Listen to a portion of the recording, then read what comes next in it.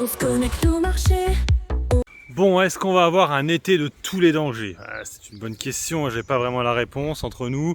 On le voit, là, il y a de plus en plus de nuages noirs qui sont là, même si ça s'éclaircit d'un autre côté. Là, c'était principalement l'Europe qui est visée, mais avec la Chine, ça va mieux. Il va de toute façon négocier avec l'Europe. Il y a encore une semaine avant la fin du mois de mai.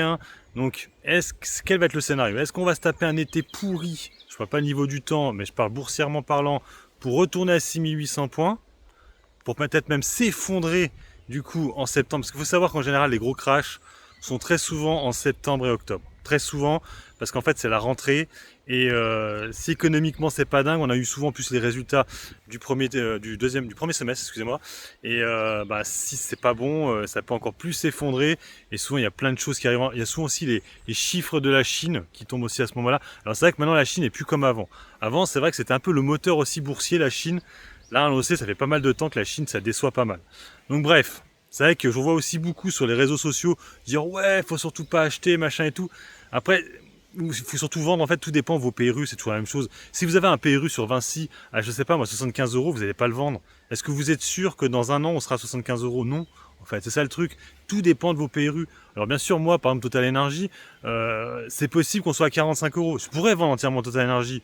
Mais bon, je me dis, je peux le travailler à la baisse, tout simplement. J'ai pas non plus, j'aurais un PRU à 60 euros, j'aurais déjà vendu, même 58. Là, j'ai un PRU à 51, il est un petit peu élevé, c'est clair. Mais bon, je me dis, voilà, on va attendre encore un peu, et ça pourrait, du coup, je pourrais en rattraper à la baisse. J'ai que 1000 euros. En fait, je vous le dis à chaque fois, c'est regardez le capital investi par rapport à votre PRU.